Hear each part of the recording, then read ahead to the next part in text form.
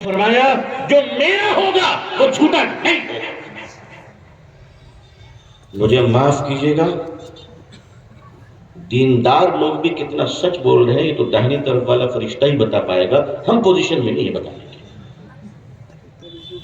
کیا اس ملک میں بھارت کے اندر 3.5 لاکھ مدرسے، 5 لاکھ مسجدیں، گلی گلی تبلیغی جماعت، مجھ جیسے چھوٹے موٹے لوگوں کے جلسے، بڑے بڑے اکابرین کے نصیحت والی واعظ و نصیحت، مدارس، خانقاہ، علماء، اکابرین، ان سب کے ہونے کے باوجود ہم بھارت کے مسلمانوں کو ابھی تک یہ طے نہیں کر سکے، یہ یقین نہیں دلا سکے، یہ عادت نہیں ڈال سکے کہ میری قوم کے لوگوں سوئی پہ لٹک جانا مگر جھوٹ مت بولنا.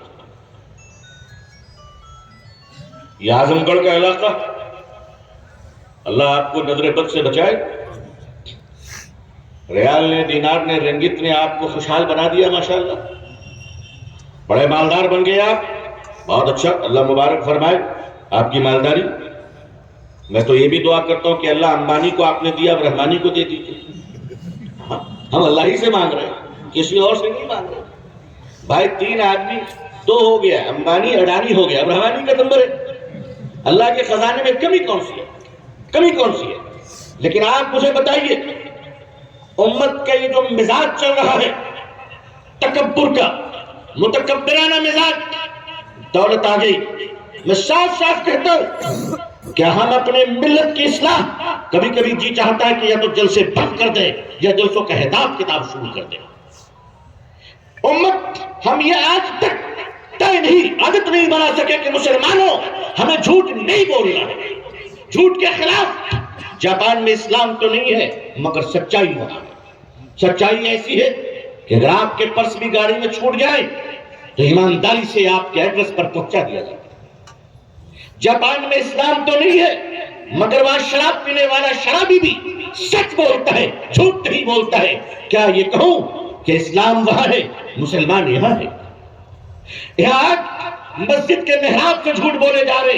میں صاف صاف آپ سے کہہ رہا ہوں کہ اگر ہم لوگوں نے اپنی عادتوں کو نہیں بدلا، اگر خصلتوں کو نہیں بدلا، فطرت کو نہیں بدلا، مزاج کو نہیں بدلا اور اپنے حالات کو ٹھیک نہیں کیے اور اللہ تعالیٰ کے دین کو پاک صاف نہ رکھا اور شریعت کے ساتھ مذاق کرنا بند نہ کیا تو اللہ مجھے معاف فرمائے، اس امت کو، مسلمانوں کو بھارت کے اندر تہجد اور مدرسوں کے ساتھ مٹا دیا جائے گا.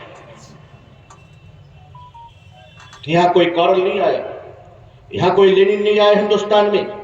ہندوستان میں کوئی اسٹالن کا نظام نہیں آیا. آزادی کے بعد سے اب تک ہندوستان میں کبھی نماز پہ پابندی نہیں، اذان پہ پابندی نہیں. آزادی کے بعد سے کبھی مسلمانوں کو سچ بولنے پر کوئی سزا نہیں دی گئی. اتنی آزادی ہونے کے باوجود آخر ہم نے سچ کی دولت کو قبول نہیں کیا. کیوں نہیں کیا؟ اگر کوئی آپ کی پوزیشن پر بیٹھ کر کوئی انصاف کرنے والا اگر قاضی ہو اور قاضی مالدار اور غریبوں کے درمیان فرق کرے، وہ انصاف اللہ کی شریعت کے ساتھ کھلواڑ کرے، تو چاہے جتنے بھی مالداروں کا محبوب ڈگر کیوں نہ ہو، وہ اللہ کی لعنت کا مستحق ہو. لوگوں ایک دوسرے کو لوٹ رہے ہو، آج اللہ نے تمہیں دولت دی ہے، مالدار ہو، بہت اچھے مکانات بنائیے. بے شک حضور صلی اللہ علیہ وسلم کی دعائیں ہیں بڑے مکان کے لیے، میں اس کو مانتا ہوں، حضور کی برکت کی دعائیں ہیں. لیکن ہمارے اونچے مکانات کا مطلب تو یہ نہیں ہے کہ ہم غریب بھائی کو ذلیل کریں. ہم غریب بھائی کو ذلیل کریں. آج بات بات پر آپ کی بندوقیں نکل جاتی ہے. مسلمانوں، تمہاری بندوق میں کتنی گولیاں آ گئی ہیں جو تم دولت کما کر جب آتے ہو ملیشیا سے، سعودی عرب سے، کویت سے، دبئی سے، تو تم اپنے بھائی کے سینے پر تان دیتے ہو. تمہاری داڑھی، تمہاری ٹوپی، تمہاری نماز، تمہاری غیرت اس وقت کہاں چلی جاتی ہے؟ کہاں چلی جاتی ہے جب تم قتل عام کرتے ہو اور کہتے ہو ہم پر ظالم کو مسلط کر دیا گیا؟ ارے نہیں نہیں، پہلے تم ظالم بنے ہو، اس کے بعد اللہ نے تم پر علاج کو مسلط کیا ہے. آج گھر گھر کے ہمارے یہ حالات ہیں، ہم نے کبھی اس پر توجہ نہیں دی، ہمیں کبھی حق بولنے کی جرات نہیں ہوئی کہ آئیے ہم اپنے محلے سے کام کو شروع کریں. ہندوستانی مسلمانوں، آل انڈیا لیول پر اب کوئی کام نہیں ہو پائے گا. کام کوئی ایسا چراغ نہیں ہے جسے تم دلی میں جلاؤ گے اور پورا ہندوستان روشن ہو جائے گا. یہ صرف سورج ہے جو اللہ نے دنیا کے لیے بنایا ہے. ہر چراغ، اگر آپ کو تبدیلی لانی ہے، اگر آپ کو انقلاب لانا ہے، اگر آپ کو بہتر معاشرے کی تعمیر کرنی ہے تو شریعت و سنت کا خواب دیکھیے اور یہ سمجھ لیجیے کہ کہ شریعت و سنت کو زندہ کرنے کے لیے اب انڈین لیول پر کوئی قائد نہیں، اب آل انڈیا لیول پر کوئی صدر نہیں، اب جو کام ہوگا آپ کے محلے کی مسجدوں سے ہوگا۔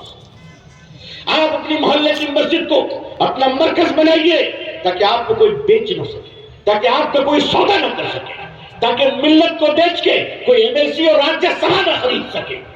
اس کے لیے اپنی نسلوں کو بچاتے ہوئے آج این ای پی نیو ایجوکیشن پالیسی ہمارے اور آپ کے سر پہ ہے۔ آپ اس کو سمجھیے کہ نیو ایجوکیشن پالیسی کا مقابلہ کیسے کریں گے۔ میں مبارکباد دیتا ہوں ہمارے علماء کو، ادارے کے ذمہ داروں کو، جنہوں نے مدرسوں کے ساتھ ساتھ اب اسکولوں کی بنیاد رکھی۔ کل بیت العلوم کی طرف سے ڈگری کالج کی بنیاد رکھی گئی، یہاں پر اسکول چل رہے۔ پچھلے ہفتے میں یہاں قریب میں آیا تھا ہیرا پبلک اسکول میں بھی۔ عزیزان ملت، یہ اسکول کا تصور اور انگلش میڈیم پڑھانے کا مزاج آج جو ہمارا آ رہا ہے، کیا اس کی ضرورت پہلے نہیں تھی؟ جو آ رہا ہے میں اس پر مبارکباد پیش کرتا ہوں، لیکن یہ کہتا ہوا چلوں کہ جب اس کی بات ہمارے لوگ کیا کرتے تھے تو جو لوگ حرام کے فتوے دیتے تھے آج وہ بھی اسی لائن میں چل رہے ہیں۔ کیوں؟ سمجھنے میں اتنی دیر کیوں ہو رہی ہے؟ امت کا پیسہ ضائع کیوں ہو رہا ہے؟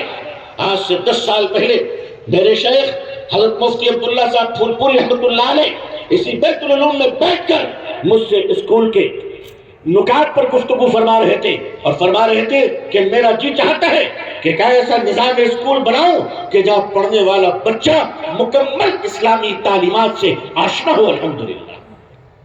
لیکن جب یہ باتیں میں باہر کرتا تھا تو لوگ دیوانہ کہتے تھے، کچھ لوگ کہتے تھے بزرگوں کے نہج سے ہٹ گیا ہے۔ آج وہی بزرگان دین فرما رہے ہیں کہ پیٹ پہ پتھر باندھنا ہو تو باندھ لو۔ میں یہی تو کہہ رہا ہوں کہ 70 سال پہلے اگر 2-4 کنکریاں باندھ لی ہوتی تو پتھر باندھنے کی نوبت نہ آتی۔